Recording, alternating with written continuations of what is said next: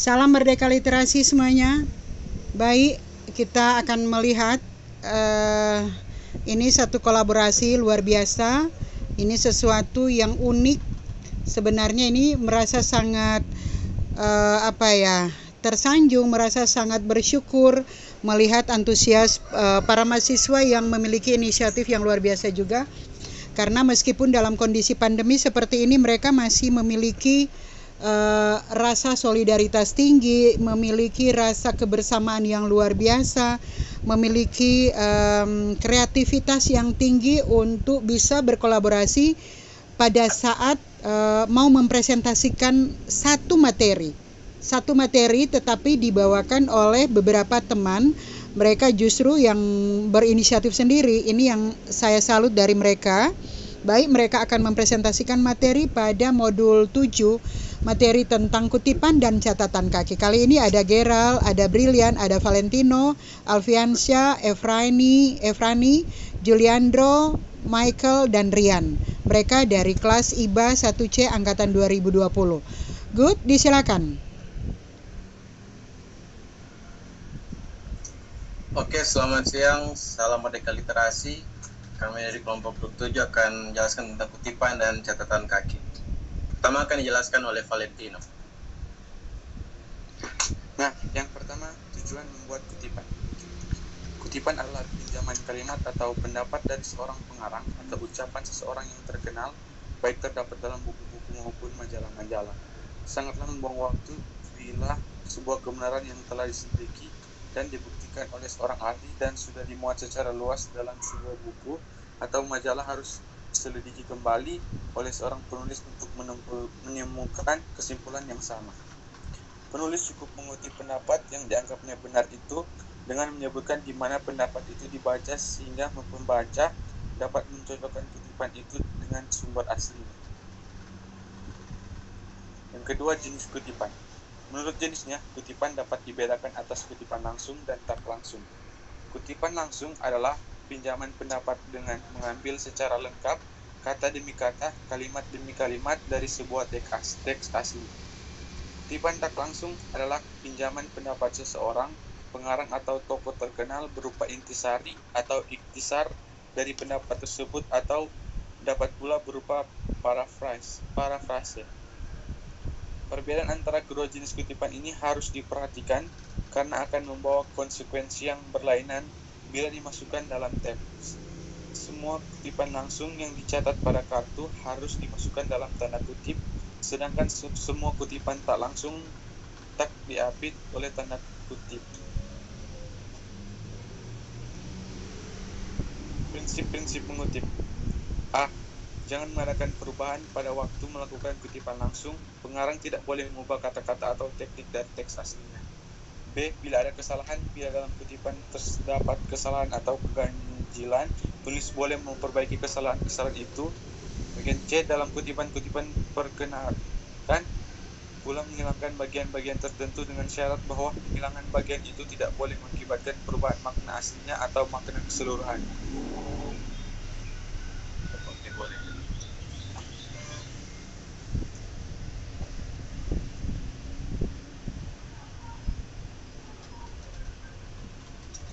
Yang keempat adalah cara-cara mengutip, yaitu perbedaan antara kutipan langsung dan kutipan tak langsung akan membawa akibat yang berlainan pada saat memasukkannya dalam teks. Begitu pula cara membuat kutipan langsung akan berbeda pula menurut panjang pendeknya kutipan itu. Agar tiap-tiap jenis kutipan dapat dipahami dengan lebih jelas, perhatikan cara-cara berikut. Next. Kutipan langsung yang tidak lebih dari 4 baris. Sebuah kutipan langsung yang panjangnya tidak lebih dari 4 baris ketikan akan dimasukkan dalam teks dengan cara-cara berikut. Yang pertama, kutipan itu diintegrasikan langsung dengan teks.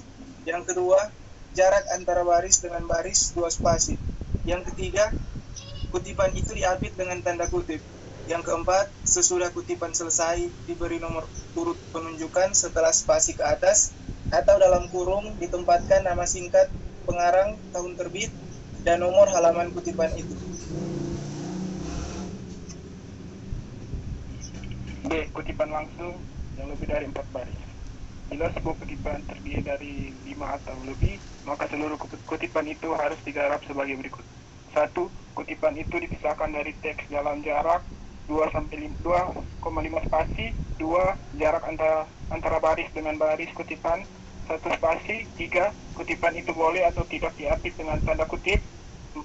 Sesudah kutipan selesai diberi nomor urut penunjukan setengah spasi ke atas atau dalam kurung, ditempatkan nama singkat pengarang, tahun terbit, dan nomor halaman tempat terdapat kutipan itu.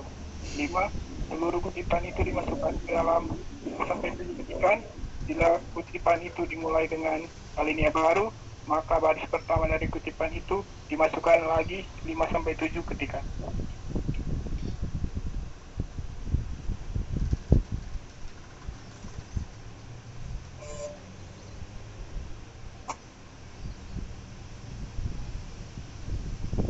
Kutipan tak langsung.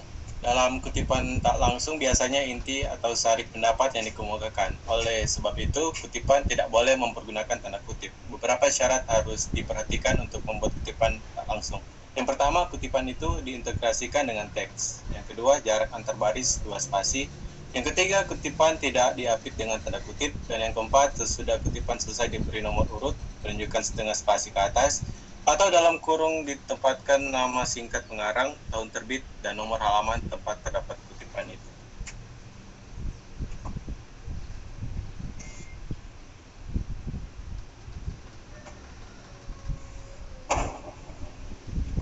Kutipan atas ucapan lisan. Dalam karya-karya ilmiah atau tulisan-tulisan lainnya, sering pula dibuat kutipan-kutipan atas ucapan-ucapan lisan.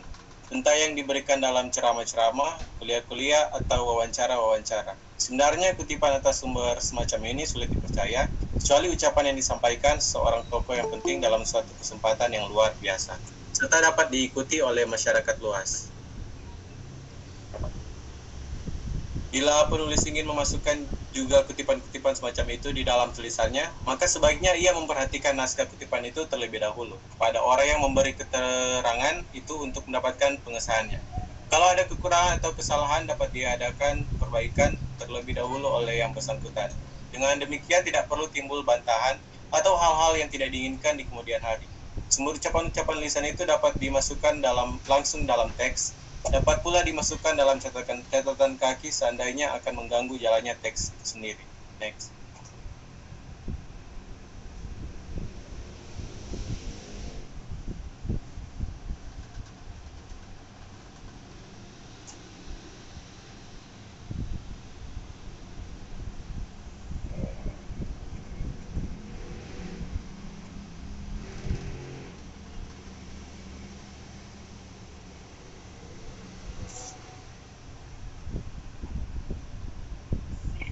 Variasi membuat kutipan. Kita perlu mengingat bahwa pola yang terus-menerus dipakai untuk menimbulkan kebosanan. Oleh sebab itu, pola-pola membuat kutipan akan lebih efektif kalau mengandung variasi.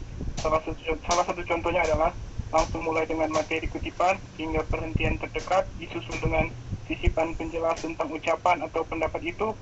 Untuk mengetahui siapa yang berkata demikian, perhentian itu dapat dilakukan sesudah sebuah kata, dapat pula sesudah frasa atau kalimat singkat.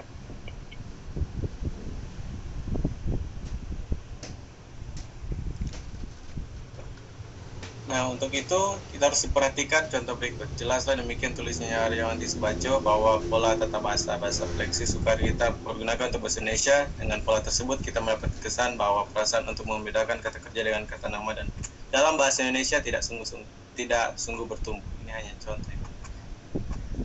Tanggung jawab penulis. Kutipan hendaknya dibuat dengan penuh tanggung jawab. Dalam hubungan dengan persoalan tanggung jawab ini, kita harus diingat bahwa kutipan itu dapat dibuat sekurang-kurangnya untuk 2 tujuan yang berlainan. Yang pertama, kutipan dibuat untuk mengadakan sorotan, analisis, atau kritik.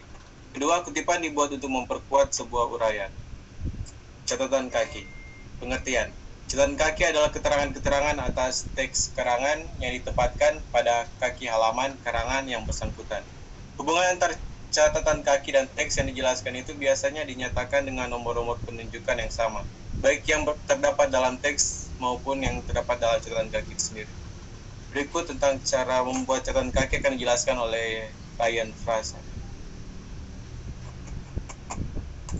Ya, dalam cara membuat catatan kaki, selain dari kutipan yang dimasukkan dalam teks seperti yang telah diuraikan sebelumnya, baik kutipan langsung maupun kutipan tak langsung, ada pula kutipan yang ditempatkan pada catatan kaki. Bila ada cara demikian yang dipergunakan, maka kutipan demikian selalu ditempatkan dalam spasi rapat. Biarpun kutipan itu singkat saja, demikian juga kutipan itu selalu dimasukkan dalam tanda kutip dan dikutip tepat seperti teks aslinya. Bagaimana tampak dari beberapa contoh sebelumnya, kutipan dibuat dalam kata whole culture yang mempergunakan tanda kutip tunggal, karena tanda kutip ganda sudah dipergunakan untuk seluruh kutipan itu. Begitu pula, perhatikan bagaimana bagian-bagian yang ditinggalkan dari teks asli diganti dengan titik berspasi. Cara membuat catatan kaki juga mempunyai hubungan pula dengan teks pada halaman yang sama. Maka, dalam dua contoh pertama, disertakan pula bagian dari teks yang menunjuk pada catatan kaki, sehingga dapat dilihat sekaligus cara menempatkan nomor penunjukan yang terdapat dalam teks, garis pemisah antara teks dan catatan kaki, serta cara membuat catatan kaki itu sendiri. Titik-titik berspasi yang mendahului dan mengikuti contoh teks berarti ada lebih dari satu alinea yang dihilangkan sebelum dan sesudah teks yang dikutip tersebut.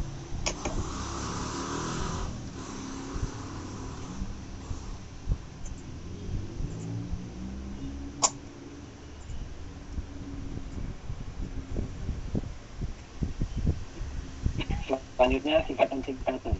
Dalam catatan kaki kita dapat menemukan singkatan yang digunakan. Dan dari semua itu singkatan yang paling penting yang harus diketahui adalah iblis, objek, dan maksud.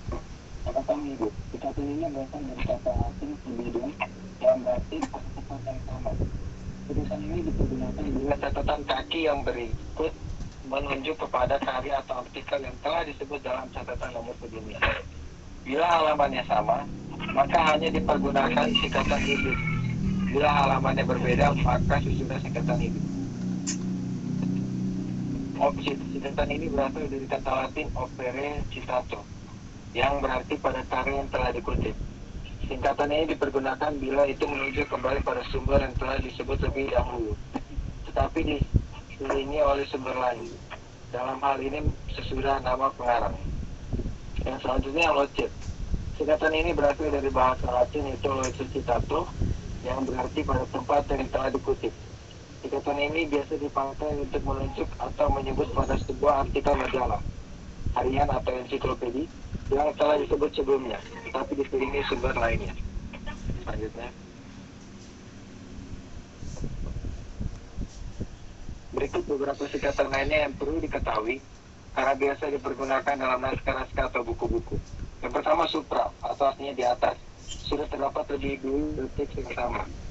Yang selanjutnya infra, di bawah. Lihat pada artikel atau karangan yang sama di bawah.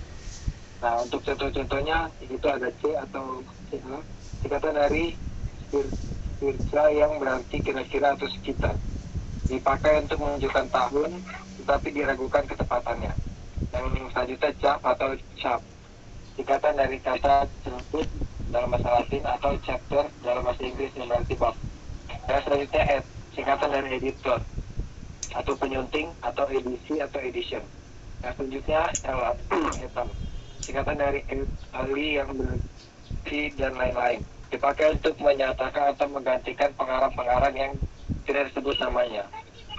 Yang selanjutnya asset atau abstract, singkatan dari ad sequence atau L sequence yang berarti dan halaman-halaman berikutnya.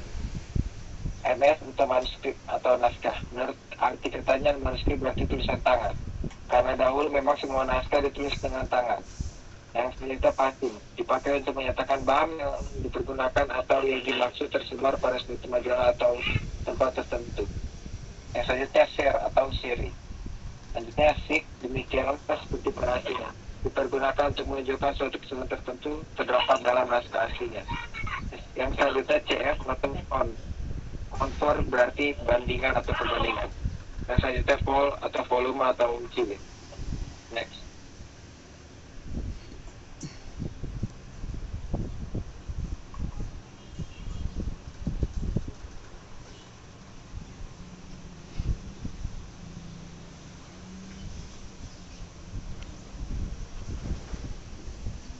Selanjutnya penerapan catatan kaki dan singkatan. Dengan menggunakan singkatan di atas, terutama singkatan-singkatan ini, sheet dan load sheet dalam penyataan. Semua catatan kaki di bawah ini sebenarnya tersebar pada halaman-halaman yang berlainan, namun semuanya termasuk dalam satu nomor urut dalam sebuah bab. Next.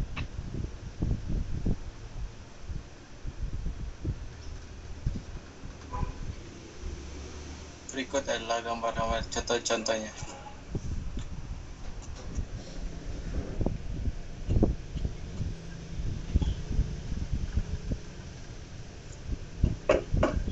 Nah, karena referensi kedua dan ketiga menunjuk kembali kepada referensi pertama yang mempunyai nomor urut berurutan, maka cukup dipergunakan singkatan IBIT. Demikian pula referensi ke-6 dan ke-7 yang menunjuk kembali pada referensi nomor 5. Sebaliknya, referensi ke-8 yang menunjuk kembali kepada referensi pertama dan referensi ke-11 yang menunjuk kembali kepada referensi pertama. Maka masing-masingnya mempergunakan singkatan OP, CIT karena sudah diselang-selingi oleh karya atau sumber-sumber lainnya. Tetapi referensi ke-12 menunjuk kepada referensi pertama menggunakan singkatan IBIT. Referensi ke-14 menunjuk kembali kepada referensi ke-4 karena referensi ke-4 merupakan penunjuk kepada sebuah artikel. Maka referensi ke-14 tersebut mempergunakan singkatan LOC CIT, bukan OP CIT. Halaman yang kedua-dua ya sama berlaku pula untuk referensi ke-13 yang menunjuk kembali referensi ke-9. Referensi ke-16 mempergunakan singkatan OP CIT karena ada dua alasan. Pertama, ia menunjuk kepada sebuah karya, dan kedua, karya itu sudah diselingi oleh sumber-sumber lainnya. Singkatan-singkatan lain yang dipergunakan dalam contoh di atas adalah ETSEK dan ETSEK. Halaman 20 ETSEK. Berarti halaman 20 dan 21. Sebaliknya dalam referensi keempat terdapat penunjukan nomor halaman dengan angka 374 ETSEK. Itu berarti paling kurang 3 halaman 374, 375, dan 376 sampai halaman keberapa tidak jelas. Sebab itu untuk memberi batasan halaman yang lebih jelas, lebih baik dipergunakan cara lain, misalnya halaman 374 sampai 379. Ini jauh lebih jelas daripada mempergunakan singkatan halaman 374 etc. Terima kasih, salam Merdeka Literasi. Jangan lupa like and subscribe ya guys. Aduh, terima kasih, wih keren ya. Dia langsung jangan lupa like.